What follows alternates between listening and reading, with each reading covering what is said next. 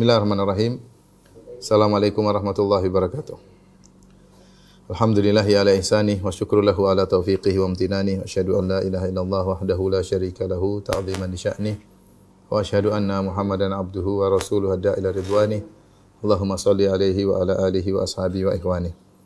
Rekan-rekan sekalian dirahmati Allah Subhanahu wa taala, pada kesempatan bahagia ini kita kembali berusaha untuk mengenali nama-nama Allah Subhanahu wa taala agar kita lebih mencintai Rabb kita, lebih khusyuk dalam beribadah dan lebih suka berhusnudzon kepada Rabbul Alamin. Dan itu yang kita butuhkan dalam kehidupan kita sehari-hari. Sebagaimana pepatah mengatakan tak kenal maka tak sayang. Pada kesempatan kali ini kita akan bahas nama Allah yang lain, yaitu Al-Mu'ti dan Al-Jawad ya. Al-Mu'ti ya. Al-Mu'ti itu diambil dari kata Al-Ata. Al-Ata. Al-Ata artinya pemberian. Pemberian. Jadi kalau Al-Mu'ti maknanya adalah Maha Pemberi, ya, maknanya adalah Maha Pemberi.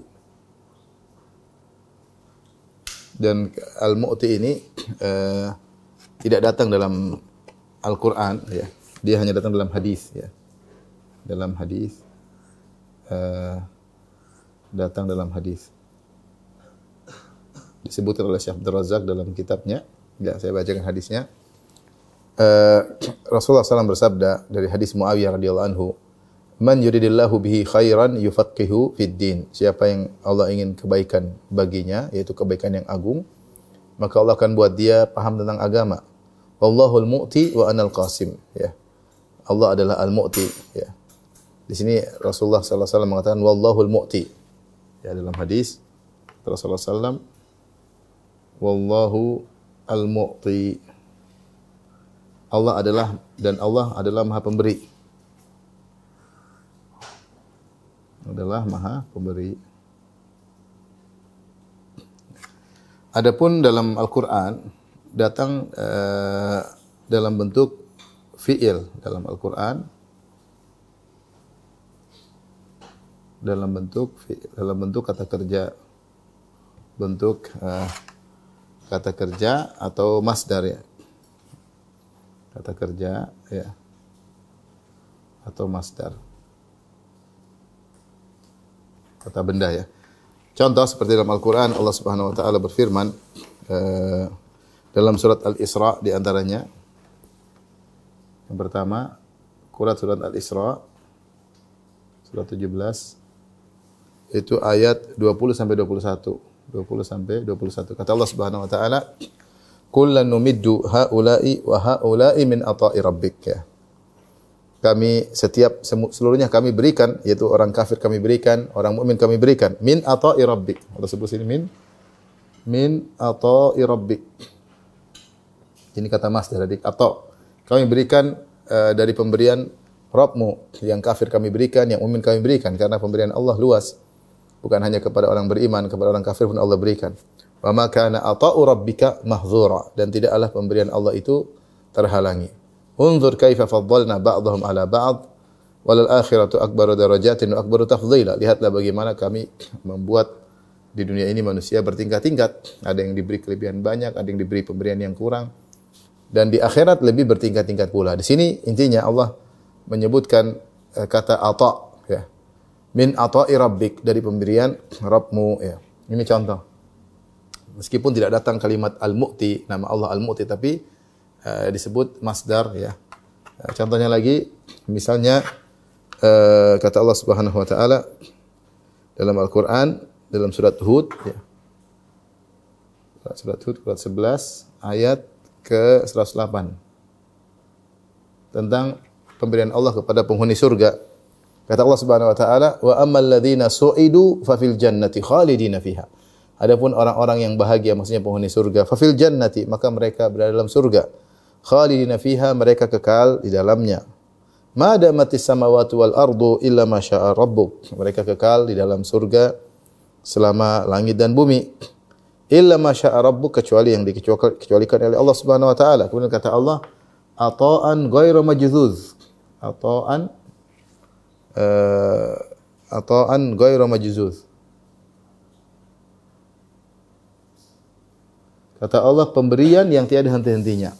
Sini ata'an itu pemberian dari Allah karena Allah memberikan karunia di surga berupa kenikmatan surga yang tiada penghujungnya. Maka Allah mengatakan ata'an ghairu majdzuz, pemberian yang tiada penghujungnya. Ini dalam bentuk masdar. Dalam bentuk kata kerja, Allah sebutkan misalnya wala sawfa yu'tika rabbuka fatardha dalam surat Ad-Duha ayat 5. Ad-Duha ayat 5. Kata Allah, wala sawfa yu'tika rabbuka. Wala sawfa yu'tika rabbuka fatardha. Dan Rabbmu sungguh akan berikan. Di sini yu'tik. Ini fi'il, kata kerja. Yu'tika rabbuka. Jadi Rabbmu akan memberikan kepada engkau, kemudian engkau menjadi ridha. Ya, ini contoh kata kerja. Yaitu Allah menjanjikan akan berikan pemberian kepada Nabi Muhammad sallallahu alaihi wasallam dan menjadikan Rasulullah SAW akan ridha. Kemudian juga misalnya surat Al-Kautsar. Al-Kautsar ayat pertama kata Allah Subhanahu wa taala, "Inna a'tainakal kautsar." Ya. Ya. A'tainaka ayat ini. A'tainakal kautsar. Sungguhnya kami akan berikan kepada engkau ini a'tainak, jadi fi'il madhi. Kami memberikan kepada engkau telaga Al-Kautsar atau sungai Al-Kautsar.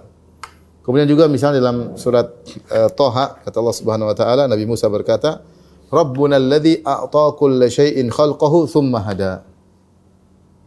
Surat Thaha ayat 50. Ya, kata Allah Subhanahu wa taala, qala rabbuna alladzi a'ta kulla syai'in khalqahu tsumma hada. Rabbku yang telah memberikan, Rabb kami yang telah memberikan segala sesuatu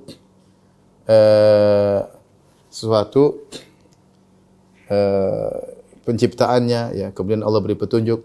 Intinya, meskipun lafal kalimat al-mu'ti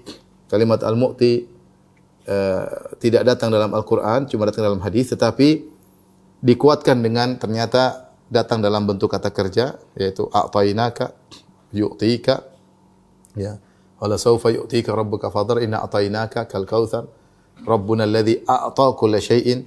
Demikian dalam bentuk masdar ata'an ghairu majdzuz, ya. Kemudian juga min ata'i rabbik, ya, sehingga menguatkan kalimat al-mu'ti itu sendiri. Ini al-mu'ti. Baik, kalau al-jawad,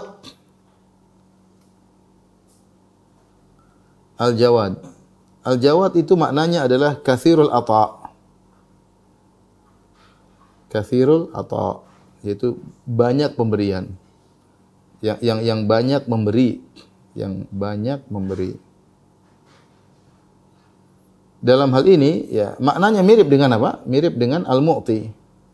Karena mu'ti sendiri artinya adalah maha pemberi. Ya, katsirul ata, ya sama maha pemberi. Makanya al-mu'ti mau diartikan maha pemberi, diartikan dermawan juga boleh. Al-jawad, al-mu'ti, ya. Mirip, ya. Sehingga di sini Syekh Abdul Razak hafizahullah taala menggandengkan makna al-mu'ti dan al-jawad karena ada kemiripan maknanya. Dan al-jawad datang dalam hadis, ya. Al-jawad, ya, datang dalam hadis Nabi sallallahu alaihi wasallam. Di antaranya Rasulullah SAW bersabda, yaqulullahu ta'ala ya ibadi kullukum dhalun illa man hadaitu. Hadis masyhur, ya. Hadis Abu Dzar. Hadis qudsi, Allah berfirman, wahai hamba-hambaku, kalian seluruhnya sesat kecuali yang aku beri hidayah. Di akhir hadis dalam riwayat Tirmidzi dan Ibnu Majah, Allah mengatakan, dzalika bi anni jawadun majidun af'alu ma urid. Kata Nabi sallallahu alaihi wasallam, dzalika bi anni jawadun majidun, dan seterusnya. Hal itu karena aku adalah jawad, karena aku adalah maha dermawan, ya. Maha dermawan. Majid yang maha agung. Af'alu ma urid, aku melakukan apa yang aku kehendaki. Ata'i kalamun wa adzabi kalamun. Kalau aku ingin memberi, aku tinggal berbicara. Dan kalau aku ingin mengadab, aku tinggal berbicara. Innama amri li syai'in idza aradtuhu an aqula lahu kun fayakun. Sungguhnya perkaraku, jika aku ingin sesuatu, aku tinggal berkata jadi maka jadilah. Ini salah satu hadis. Dalam hadis datang dalam lafaz dzalika bi anni jawad, sungguhnya aku adalah jawad. Kemudian juga dalam hadis yang lain, hadis Anas bin Malik radhiyallahu anhu, Rasulullah SAW bersabda, "Inna Allah azza wa jalla jawadun karimun yastahyi minal abdil muslim an yamudda yadayhi ilaihi thumma yaqbidhuhuma min qabli an yaj'ala fihima ma sa'alahu." Kata Rasulullah SAW dalam hadis Anas bin Malik, sungguhnya Allah jawadun karim. Allah itu jawadun karim, yaitu maha dermawan, maha baik. Ini juga mirip, jawad karim juga mirip. Allah itu maha dermawan, maha baik. Ya Allah malu jika seorang hamba muslim mengangkat kedua tangannya minta kepada Allah, kemudian sebelum dia mengembalikan tangannya Allah tidak berikan sesuatu kepada sang hamba. Ini hadis secara sanad lemah tetap namun menguatkan makna-makna hadis-hadis yang lainnya, ya. Ini dalam hadis. Dalam hadis yang lain juga datang dalam hadis yang mursal menguatkan makna sebelumnya. Dari hadis Talha bin Ubaidillah bin Kirriz secara mursal, Rasulullah SAW bersabda, "Innallaha jawadun yuhibbul jud." Innallaha jawadun yuhibbul jud. Allah itu maha dermawan,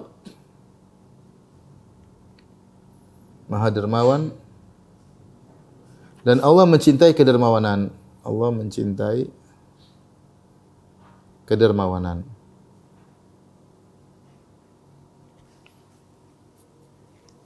Jadi kedermawanan, ya. Hadis ini kata Syekh Abdul Razak, wal hasil anna hadhihi al ahaditha wa in lam takhlu min maqalin yashhad ba'dhuha li ba'dhin wa tadullu bi majmu'iha ala thubut ismil jawad lillahi azza wa jalla. Intinya, kesimpulannya, hadis-hadis ini, dua hadis yang kita sebutkan, hadis nomor 2, nomor 3, ada pembahasan, yaitu ada tentang sanadnya, tetapi saling menguatkan satu dengan yang lainnya. Dan kumpulan hadis-hadis tersebut menunjukkan bahwasanya ada nama Al-Jawad untuk Allah Subhanahu wa taala. Oleh karenanya banyak ulama yang menetapkan sifat Al-Jawad bagi nama Al-Jawad bagi Allah, di antaranya Syekhul Islam Ibnu Taimiyah rahimahullah dalam kitabnya Bayan Talbisil Jahmiyah.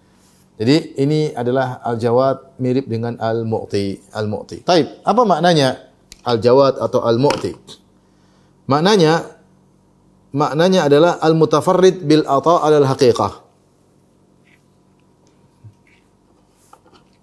Taib, ini silakan.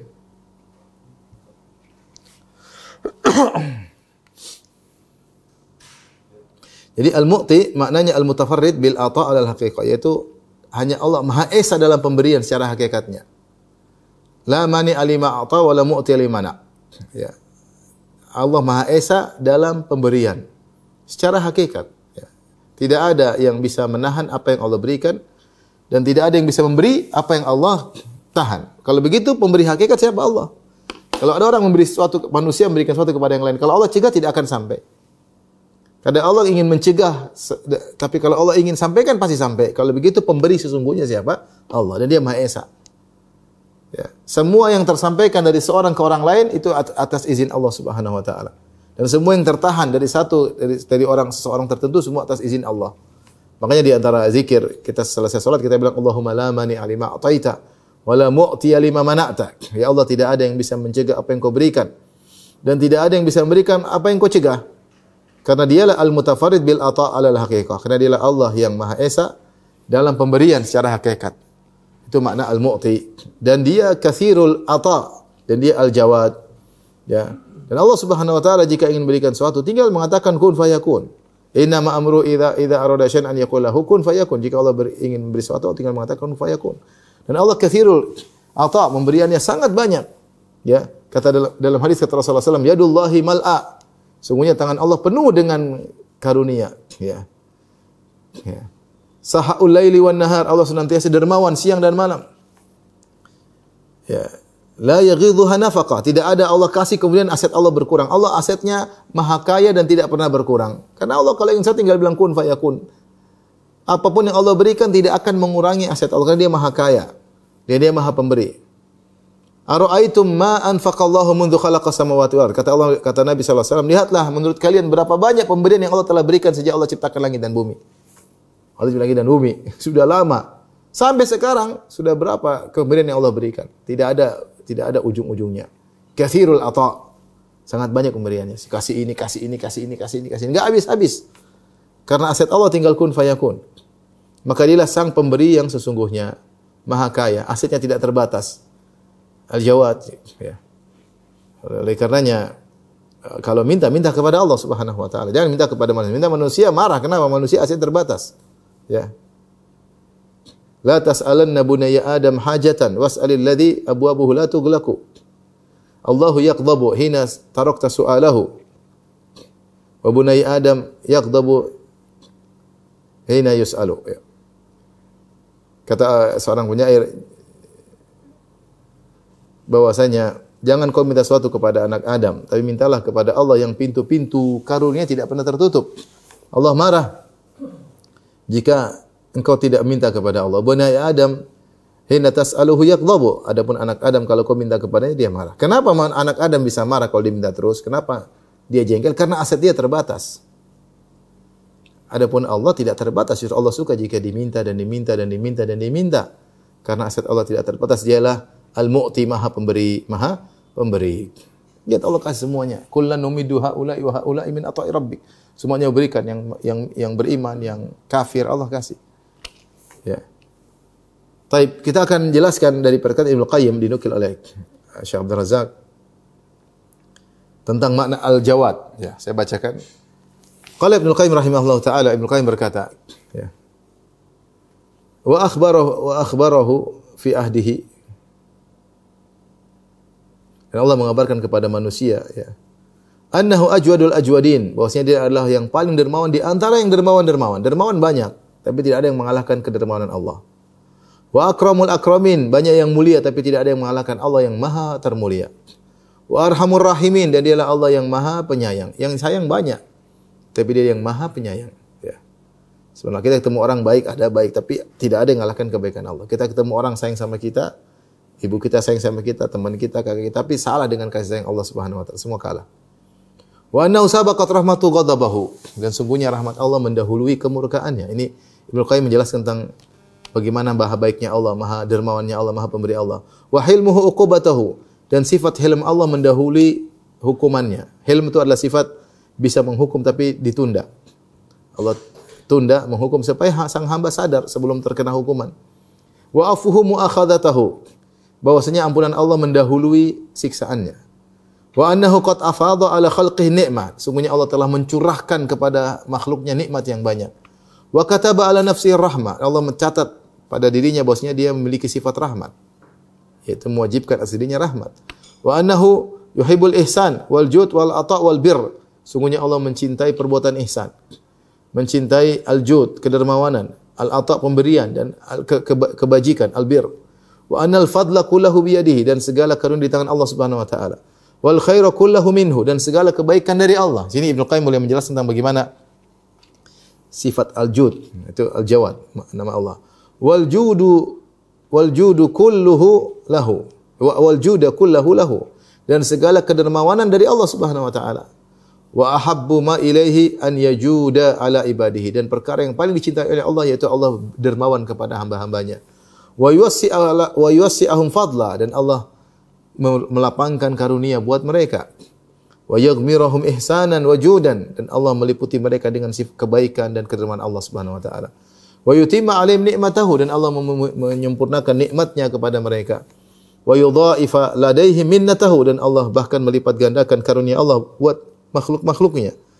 Wa yata'arrafa ilaihim bi awsafihi wa asma'ihi, dan Allah memperkenalkan dirinya kepada hamba-hambanya dengan menunjukkan sifat-sifatnya dan nama-nama Allah. Wa yatahabbaba ilaihim bi ni'amihi wa alaihi, dan Allah menjadikan hamba-hambanya cinta kepada Allah dengan karunia dan nikmat yang Allah berikan kepada mereka. Subhanallah. Ini di antara kedermawanan Allah Subhanahu wa taala. Jadi kebaikan Allah berikan, Allah lapangkan rezeki, Allah berikan kenikmatan, Allah kenalkan dirinya kepada hamba-hambanya, Allah menjadikan hamba cinta kepadanya dengan berbagai macam karunia. Fahuwal jawadu li dzatihi. Kata Ibnu Qayyim, dialah al-jawad secara zatnya. Allah itu maha dermawan secara zatnya. Wajudu kulli jawadin khalaqahu Allah wa yakhluquhu abadan aqallu min dzarratin bil qiyas ila judihi. Dan seluruh kebaikan yang kedermawan yang sudah Allah ciptakan, yang telah lalu maupun yang akan datang, seluruhnya kalau mau dibandingkan dengan kedermawanan Allah secara zatnya, maka tidak ada bandingan. Artinya Ibnu Qayyim mengatakan, coba kau hitung kedermawanan Allah yang dulu sejak Allah ciptakan langit dan bumi sampai sekarang dan sampai selamanya, mau dibandingkan dengan sifat kedermawanan Allah secara zatnya, maka tidak ada bandingan. Itu masih sedikit. Kenapa? Karena kedermawanan Allah tanpa batas. Tanpa batas. Maka semua yang kita lihat begitu banyak kedermawanan sangat kecil dibandingkan dengan sifat dzatiyah, judnya Allah itu, kedermawanan Allah. Ini enggak ada apa-apanya. Kita lihat enggak ada apa-apanya. Kita lihat aja kedermawanan Allah nanti di surga kayak apa, itu pun tidak ada apa-apanya. Karena Allah sifat judnya sifat dzatihi, sifat secara zatnya. Menunjukkan kedermawanan Allah tanpa batas dan tiada berhenti-hentinya. Wa mahabbatuhu lil judi wal ata wal ihsan wal birri wal amal bil fadl fawqa ma yakhthur bi balil khalqi. Dan Allah suka dengan kedermawanan, suka memberikan, suka berbuat ihsan. Ya, itu di luar dari jangkauan pemikiran para hamba. Allah lebih daripada yang dipikirkan oleh hamba. Wa au yaduru fi awhamihim, atau yang berputar dalam hati mereka. Allah lebih daripada itu. Kemudian Ibnu Qayyim berkata, wa huwal jawadu li dzatihi. Allah adalah Maha Dermawan secara zatnya. Kama annahul hayyu li dzati, sebagaimana Allah Maha hidup secara zatnya, Allah juga Maha Dermawan secara zatnya.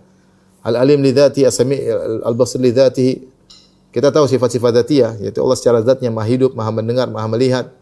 Demikian juga kedermawanan Allah itu adalah sifat zatnya Allah. Allah secara zatnya dia Maha dermawan, Maha baik. Fajuduhu al-alim min lawazimi dzatihi. Maka kedermawanan Allah itu adalah kelaziman dari zat Allah. Wal afu ahabbu ilaihi minal intiqam. Allah lebih suka mencintai Allah lebih suka memaafkan daripada membalas. War rahmatu ahabbu ilaihi minal uqubah. Allah lebih suka menyayangi daripada menghukum. Wal fadlu ahabbu ilaihi minal adl. Allah lebih suka melebihkan daripada sekedar adil, ya. Maksudnya dibalas dengan seimbang. Allah lebih suka melebihkan kebaikan. Wal atau ahabbu ilaihi minal mana, dan pemberian lebih Allah suka daripada pencegahan. Ibnu Qayyim melanjutkan lagi. Ibnu Qayyim berkata, rahimahullah taala, wa annahu subhanahu yuhibbu min ibadi an yu'ammiluhu wa yarjuhu wa yas'aluhu min fadlihi. Oleh karenanya, karena Allah adalah Maha Dermawan. Ini di antara asar dampak kalau kita beriman tentang sifat nama Allah Al-Jawad, Maha Dermawan, Al-Mu'ti, maka Allah suka hamba-hambanya berharap kepada Allah. Allah suka hamba-hambanya menggantungkan harapan mereka kepada Allah. Allah suka hamba-hambanya wa yas'aluhu min fadlihi. Allah suka hambanya minta kepada Allah Subhanahu wa taala. Suka. Karena al-jud adalah konsekuensi dari kedermawan Allah. Allah dermawan. Kedermawan itu konsekuensi dari zat Allah. Jadi Allah suka dermawannya ya tersampaikan kepada hamba-hambanya. Maka Allah suka jika hamba-hamba minta kepada Allah. Enggak usah malu-malu. Kita ini malu minta kalau minta sama orang yang asetnya terbatas. Malu, enggak enak. Kalau minta sama Allah, ngapain enggak enak? Allah tinggal kun fayakun. Apa susahnya? Li'annahul malikul haqqul jawad, karena dialah Allah yang maha raja, maha benar dan maha dermawan. Ajwadu man su'il. Allah adalah yang paling dermawan yang dimintai. Wa awsa'u man a'ta, dan Allah adalah kalau sudah memberi lebih luas daripada siapapun yang memberi. Wa habbu ma ilaihi al-jawad wa ahbu ma ilal jawad an yurja wa yu'ammal wa yus'al, dan yang paling dicintai oleh Allah al-jawad yang maha dermawan kalau orang berharap kepada Allah, meminta kepada Allah, menggantungkan kepada Allah, paling suka hal tersebut. Makanya Allah berkata dalam hadis, Rasulullah SAW bersabda, "Man lam yas'alillaha yaghdab alaihi." Siapa yang tidak minta kepada Allah, Allah murka kepadanya. Karena sifat kedermawanan adalah kelaziman dari zat Allah. Kenapa tidak minta sama Allah? Allah telah mewajibkan untuk dermawan kepada hamba-hambanya. Ya. Kemudian Ibnu Qayyim berkata, "Walau lam yakun min tahabbubi ila ibadi isani ilaihim wa birri bihim illa anna khalaqa lahum ma fis samawati wal ard wa fid wal akhirah thumma ahalahum wa akramahum wa arsalahum rasulahu wa anzala alaihim kutuba wa syara'a lahum syara'i'ahu wa adhir lahum fi munajatihi kulla waqtin aradu wa kataba lahum bi kulli hasanin ya'maluna." Kemudian Ibnu Qayyim menyebutkan kalau bukan bagaimana Allah membuat hamba-hambanya cinta kepadanya kecuali karunia-karunia berikut ini sudah cukup.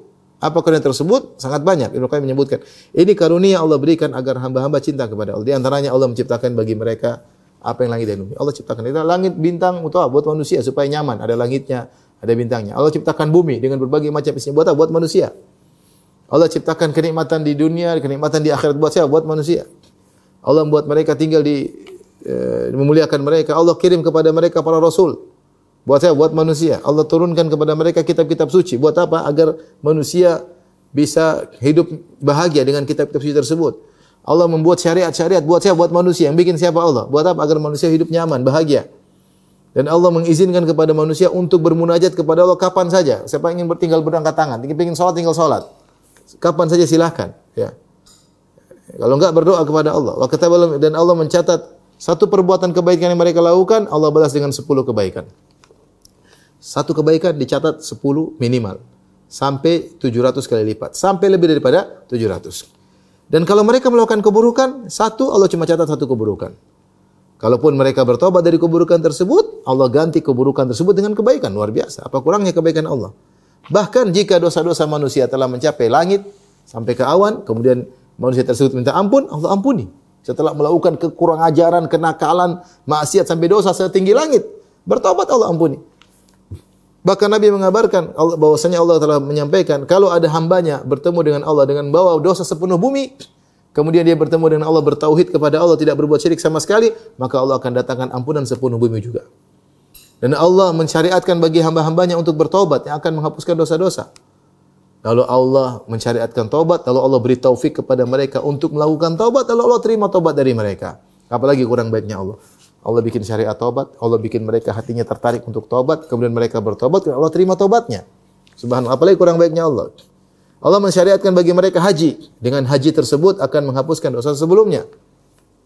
Maka Allah memberi taufik kepada hamba-hambanya untuk berhaji. Dan Allah menghapuskan dosa-dosa mereka. Demikian juga Allah mensyariatkan bagi hamba-hambanya ketaatan-ketaatan. Dan dialah yang menyuruh mereka untuk melakukan ketaatan-ketaatan tersebut. Ya. Dan Allah menciptakan ketaatan-ketaatan untuk mereka dan Allah berikan kepada mereka kemampuan untuk melakukan ketaatan-ketaatan tersebut. Bahkan Allah setelah mengilhamkan mereka melakukan ketaatan, Allah balas kebajikan mereka dengan balasan yang luar biasa. Maka sebab dari Allah dan balasan dari Allah. Jadi Allah ciptakan syariat haji, Allah syariat taubat, Allah bikin syariat ketaatan. Siapa yang mengilhamkan hamba untuk melakukannya? Allah. Setelah mereka melakukan, Allah siapkan balasan. Makanya kata Ibnu Qayyim, wa minhum sababu wa minhus sababu wa minhul jaza. Sebab melakukan ketaatan dari Allah, balasan juga dari Allah. Wa minhu taufik. Taufik sebagaimana hamba bisa melakukan ketaatan juga dari Allah Subhanahu wa taala. Wa minhul ata'u awalan wa akhiran. Dari Allah lah pemberian dari pertama dan akhir sampai akhir. Wa hum mahallu ihsanihi kullihi minhu awalan wa akhiran. Dan hamba-hambanya adalah tempat Allah berbuat baik kepada mereka seluruhnya dari awal sampai akhir.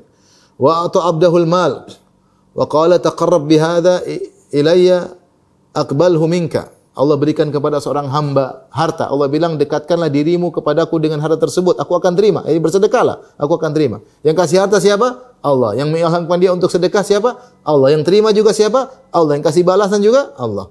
Fal abdullahu wal malu lahu wa thawabu lahu. Hamba yang ciptakan Allah, harta yang kasih Allah, pahala yang siapkan juga Allah. Fahuwal mu'ti awalan wa akhiran. Dialah sang maha pemberi yang awal maupun akhir. Fa kaifa la yuhabbu man hadza sya'nuhu? Bagaimana zat yang seperti ini sifatnya tidak dicintai? Wa kaifa la yastahi al-'abdu an yasrifa syai'an min muhabbati ila ghairi? Bagaimana seorang hamba tidak merasa malu jika memalingkan cintanya kepada selain Allah? Wa man aula bil hamdi wa tsana'i wal mahabbati minhu? Siapa yang lebih utama untuk dipuji, untuk disanjung dan dicintai selain Allah Subhanahu wa taala? Wa man aula bil karami wal judi wal ihsani minhu?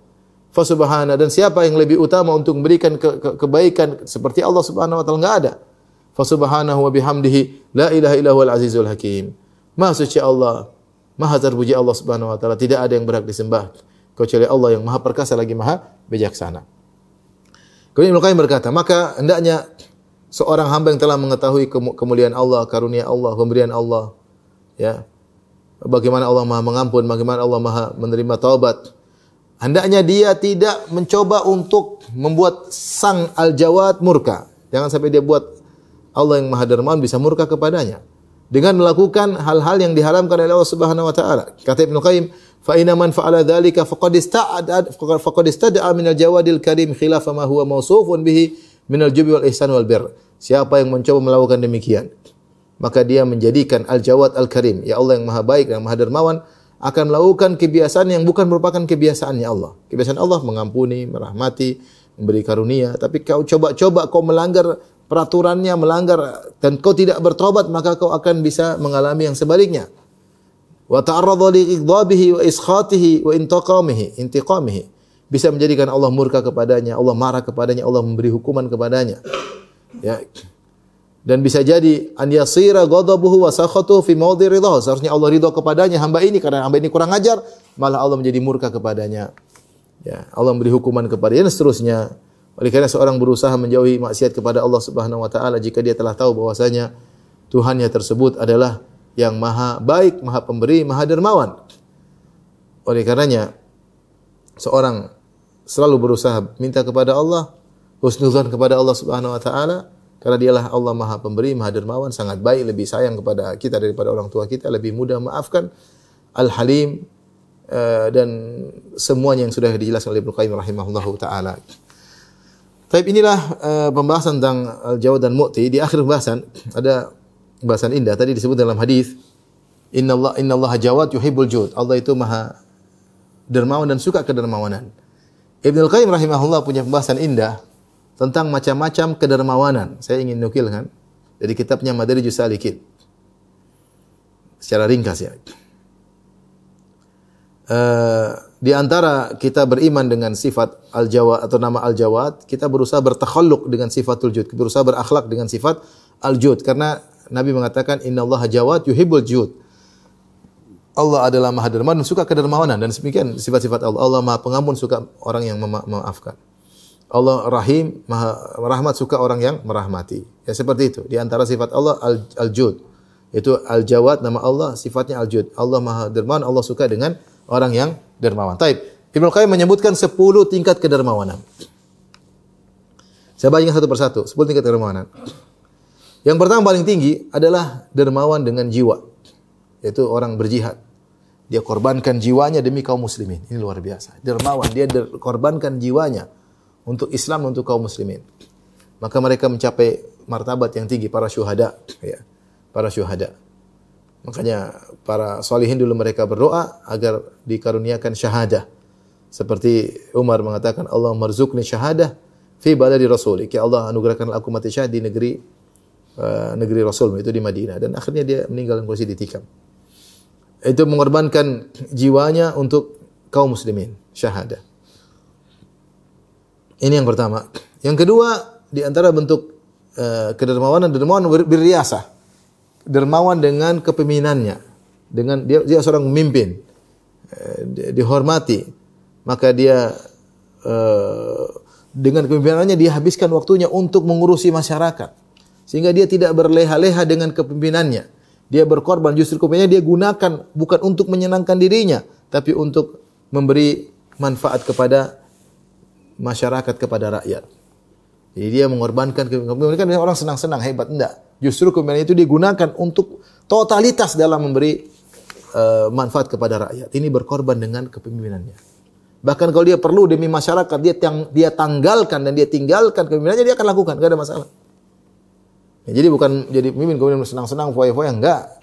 Ini totalitas mikir rakyat sampai dia pun tidak menikmati kepemimpinan tersebut karena untuk rakyat. Ini luar biasa.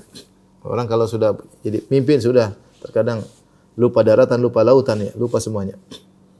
Di antara kedermawanan disebut Ibnu Qayyim yang ketiga, al-jud bi rahati wa rafahiyatihi. Ya. Maka dia berdermawan dengan istirahat. Artinya dia tidak istirahat. Istirahatnya dia dermakan. Ya. Hidup senang-senangnya dia dermakan. Bagaimana caranya? Maka dia berusaha untuk bekerja keras untuk kemaslahatan orang lain.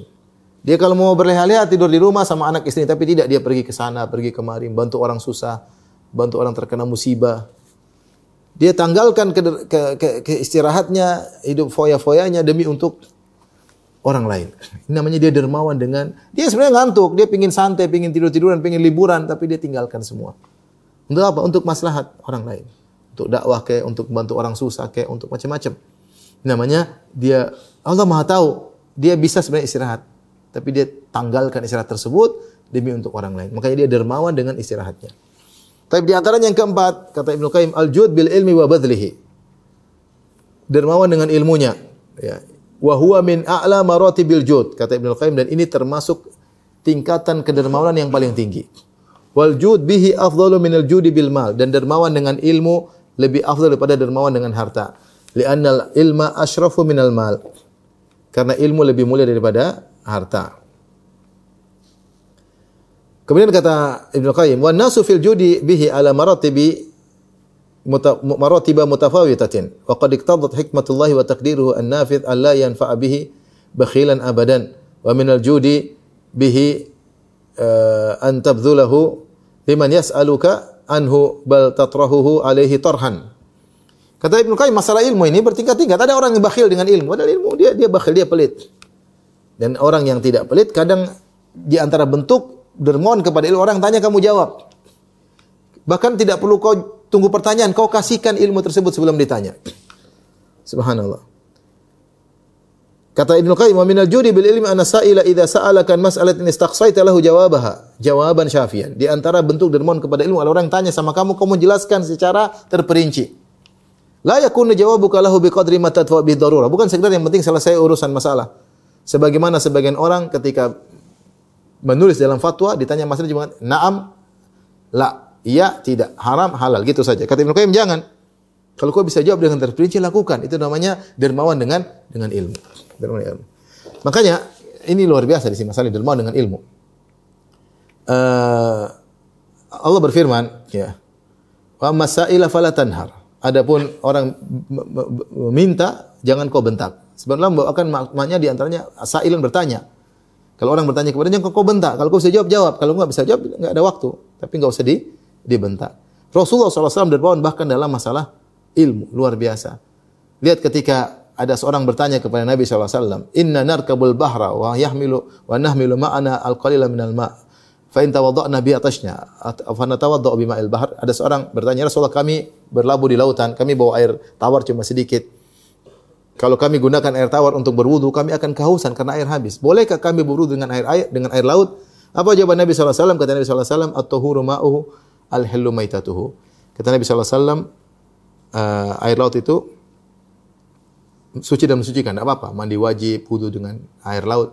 Kemudian Rasulullah tambah, "Al-hillu maitatuhu," bahwasanya bangkainya pun, bangkai ikan adalah halal. Padahal jawaban bangkai ikan halal tidak perlu. Tapi Nabi tahu bahwasanya mereka di laut mungkin butuh dengan hal tersebut. Jadi Nabi memberi jawaban lebih daripada yang diminta. Lebih daripada yang diminta. Ini dibanding dermawannya Nabi SAW. Oleh karena orang ketemu Nabi tidak laisa lahu hujjab. Sebenarnya dalam hadis kami ingin ketemu Nabi, tidak ada bodyguardnya Nabi, tidak ada penghalang. Sampai sebagian sahabat ketuk pintu Nabi, sahabat ketuk pintu Nabi SAW. Nabi mudah, ditemui mudah. Rasulullah berjalan dengan sahabat-sahabatnya, ada yang bertanya, Rasulullah jawab, Rasulullah bagi ilmu. Tidak seperti sebagian orang nggak mau ketemu harus pakai double bodyguard. Mau ketemu ustaz aja harus pakai orang banyak, harus pakai aturan-aturan. Enggak, Nabi tidak demikian. Nabi tidak demikian. Nabi mudah ditemui, alhamdulillah. Seorang ingin agar orang hormat sama dia bikin gap antara dia dengan audiens. Ini enggak benar seperti ini. Ini cara yang tidak benar. Ini namanya pelit dengan ilmu. Ya, pelit dengan ilmu. Ya kalau tidak bilang maaf lagi istirahat kan gampang. Ya, pakai gap, pakai ini, pakai susah sekali, harus ada aturannya, harus ketemuin dulu. Wah, sehingga sulit seakan-akan raja yang mau ditemui. Padahal cuma ustadz yang seperti kita ilmu cetek. Kemudian seakan-akan orang hebat yang ditemui sangat sulit luar biasa. Ya akhi taqillah, ente siapa? Nabi SAW siapa? Dermawan dengan ilmu. Kalau punya ilmu sampai, kalau enggak bisa bilang Allah alam, enggak tahu. Enggak usah sok hebat seakan-akan orang luar biasa. Udah ditemui angel banget ya. Jadi enggak usah seperti itu, biasa aja ya. Kalau punya ilmu sampaikan, kalau punya bilang Allah alam ya. Tidak usah seorang sok hebat, sok susah, sok ditemui, lihat Nabi SAW mudah dia. Ada perempuan datang ketuk pintu rumah Nabi SAW ketemu. Kalau kita bilang istirahat. Tidak apa-apa, enggak ada masalah istirahat jam sekian. Tapi harus ikut, ada gap-gapnya, ada bodyguard 1, bodyguard 2, ada pengawal 1, pengawal 2. Ini kayak apa aja ya. Tapi yang berikutnya, al-jud bin nafa' bil jah. Di antara bentuk kedermawanan kata Ibnu Qayyim adalah seorang dermawan dengan dia punya kedudukan, maka dia berdermawan dengan kedudukannya. Dia beri manfaat kepada orang lain dengan kedudukannya. Yaitu dengan beri syafaat, beri memo. Ada orang perlu dia kasih memo dari saya, tolong bantu orang ini. Namanya berdermawan karena dia punya kedudukan, dia dipandang oleh orang. Selama ada manfaat dia sampaikan. Tushfa'u tu'jaru. Ya, kata Rasulullah SAW, beri syafaat, Isfa'u tu'jaru. Berilah syafaat tu'jaru. Kalian akan dapat pahala. Ya. Dia punya kedudukan, dia antar orang ini kepada penguasa karena penguasa kenal sama dia, ingin bantu orang lain. Ini adalah bentuk dermawan. Kebetulan dia dipandang, dia membantu orang lain, dermawan dengan kedudukannya. Yang berikutnya dermawan dengan badan, dengan tenaga, ya, membantu orang lain, mengangkatkan barang orang lain, bantu orang susah, nganterin orang. Ini semua dermawan dengan bentuk tenaga. Ya. Yang ketujuh yang menakjubkan, dermawan dengan harga dirinya. Seperti Abu Dhamdam, ya, dari sahabat Abu Dhamdam radhiyallahu anhu, kalau pagi hari dia berkata, Allahumma innahu la mala li atasaddaqu bi 'alan nas. Kata dia, ya Allah, hari ini aku tidak punya harta untuk aku bersedekah. Wa qad tasaddaqtu 'alaihim bi irdi, tapi aku bersedekah dengan harga diriku. Faman syatamani, siapa yang memakiku, au qadhafani, atau menuduhku tidak fa huwa fi hillin, maka dia halal, aku tidak akan tuntut. Aku bersedekah dengan harga diriku, tidak ada masalah. Maka Rasulullah berkata, man yastati'u minkum an yakuna ka Abi Dhamdam. Siapa di antara kalian yang bisa seperti Abu Dhamdam? Dimaki, biarin aja. Sedekah, enggak ada masalah. Bayangkan, sedekah dengan harga diri. Bukan disinggung sedikit, ngamuk, ribut, bikin pertemuan jumpa pers dan yang enggak. Yang 8, al-jud bis sabar wal ihtimal wal ighdha. Yaitu dermawan dengan kesabaran, tahammul, kuat. Ya. Ini adalah kedudukan yang tinggi. Ya. Ini lebih tinggi daripada seorang dermawan dengan harta. Ya, dia mampu untuk marah, ngamuk, tapi dia sabar, dia tahan. Dia tahan. Dia dengan dermawannya tersebut, dia dengan sabarnya dia telah dermawan dengan kesabaran. Dan ini tidak dimiliki, la yaqdiru alaihi illa nufusul kibar. Kata Ibnu Qayyim, tidak ada yang mampu untuk bersabar kecuali orang yang memiliki jiwa-jiwa yang besar. Orang yang memiliki jiwa besar, para nabi sabar luar biasa, ya Allah. Sebenarnya orang baru diusik sedikit sudah ngamuk, sudah marah, ya akhi, sabar. Sabar, sabar. Kita sangat perlu sabar. Dan ini adalah jud yang luar biasa, karunia yang luar biasa, kebaikan yang luar biasa. Yang ke-9, al-jud bil khuluq wal bishr wal bastah, ya. Ini adalah dengan akhlak yang mulia, dengan senyuman, ya. Kata Nabi, la takhirana minal ma'rufi syai'an wa la antalqa akha bi wajhin talib. Jangan meremehkan kebaikan sedikit meskipun hanya tersenyum. Ini adalah bentuk murah senyum. Ini dermawan dengan senyuman, dermawan dengan kata-kata yang baik, dermawan dengan akhlak yang mulia. Ini diantara bentuk kedermawanan. Dan yang terakhir, kata Ibnu Qayyim, yaitu al-jud bitarki ma fi aidin nas lahum falyaltafit ilaihi. Dermawan dengan meninggalkan menoleh kepada harta orang, sehingga tidak noleh kepada harta orang. Wala yastashrif lahu, tidak berharap dikasih oleh orang dengan fisiknya maupun dengan hatinya, dan tidak singgung-singgung harta orang supaya dia dikasihani, tidak dengan kata-kata, tidak dengan hatinya, ya. Kata Ibnu Mubarak, innahu afdhalu min sakhain nafsi bil badli, ya. Ini adalah bentuk dermawan yang luar biasa daripada sekedar memberi kedermawanan, tapi tidak menginginkan harta dari orang, itu juga bentuk kedermawanan. Maka seorang berusaha untuk bisa melakukan kedermawanan, karena Nabi mengatakan innallaha jawad yuhibbul jud. Allah itu Maha dermawan, suka dengan kedermawanan. Di antaranya 10 model kedermawanan yang disebut oleh Ibnu Qayyim dalam kitabnya Madarijus Salikin. Allah alam bisawab, demikian saja. Subhanakallah bihamdik asyhadu an la ilaha illa anta astaghfiruka wa atubu ilaik. Assalamualaikum warahmatullahi wabarakatuh.